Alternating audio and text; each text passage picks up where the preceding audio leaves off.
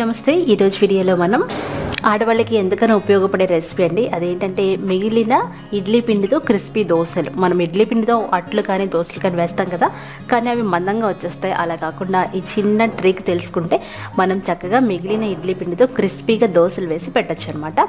చాలామంది దోశలు మందంగా ఉంటే తింటారు అనమాట. మా ఇంట్లో కూడా అంతేనండి.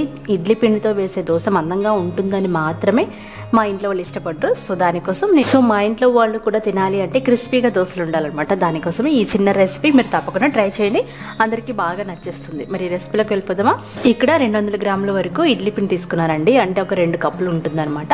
ఇప్పుడు అందులో మనం 3 నుండి 4 టేబుల్ స్పూన్ల వరకు పొడి బియ్యపిండి వేయాలి. సూపర్ మార్కెట్లో కొన్న బియ్యపిండి వేసేసి ఇలా బాగా కలపాలన్నమాట. బియ్యపిండి ఎంత ఎక్కువ వేస్తే ఈ దోశలు అంత క్రిస్పీగా వస్తాయి.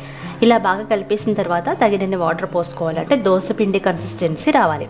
మరీ ఎక్కువ లూజ్గా కాకూడదు, మరీ థిక్గా కాకూడదు అనమాట. మనం వేసుకున్న దోశల పిండిలాగా కలుపుకోవాలి. ఇప్పుడు అందులో తగినంత ఉప్పు వేసేసి ఒక 5 నిమిషాలు పక్కన పెట్టండి. తర్వాత మనం దోశ వేసేసుకోవడమే. చూడండి, ఈ కన్సిస్టెన్సీ రావాలన్నమాట. ఇప్పుడు దోశల పైన వేడైన తర్వాత కొంచెం నీళ్లు చిలకరించి వాటిని ఒక బట్టతో తుడిచేసి ఆ తర్వాత మీడియం ఫ్లేమ్లో పెట్టుకొని మనం ఒక 2 గరిటెల దోశ పిండి వేసుకొని తర్వాత దోశలు స్ప్రెడ్ చేసుకోవాలి. చూసారా, నేను ఇక్కడ ఈ వెడల్పాటి మెజరింగ్ కప్పుతో వేస్తున్నాను అనమాట. ఇదైతే చాలా బాగా ఉంటుంది స్ప్రెడ్ చేయడానికి. ఒకవేళ మీ దగ్గర లేకపోతే నార్మల్గా గుంట గరిటెతో కూడా వేసుకోవచ్చు. ఇలా చక్కగా స్ప్రెడ్ చేయాలన్నమాట. చేసిన తర్వాత మీడియం ఫ్లేమ్లో పెట్టుకొని తగినంత నూనె కానీ నెయ్యి కానీ వేసుకొని కాల్చుకోవాలి. చూసారా, మంచి కలర్ వస్తుంది. మీడియం ఫ్లేమ్లో కాల్చుకోండి. ఇలా మంచి కలర్ వచ్చిన తర్వాత సర్వ్ చేసుకోవడమే. మీరు కావాలనుకుంటే రెండో వైపు కూడా కాల్చుకోవచ్చు. అంతేకాకుండా ఇందులో ఉల్లిపాయ, పచ్చిమిర్చి, జీలకర్ర ఇలాంటివి కూడా వేసుకోవచ్చు. అంతేనండి, సూపర్ టేస్టీగా ఉండే ఇడ్లీ పిండి దోశలు రెడీ అయిపోయినాయి.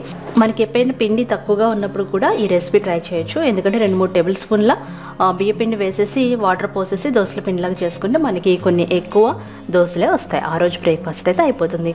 అంతే, మీకు నచ్చిన చట్నీతో సర్వ్ చేసుకోండి. సూపర్ టేస్టీగా ఉండే ఈ ఇడ్లీ పిండి క్రిస్పీ దోశలు మీరు ట్రై చేసి ఫీడ్బ్యాక్ పంపించండి. మీకు నచ్చినట్లయితే లైక్ చేయండి, షేర్ చేయండి. బాయ్.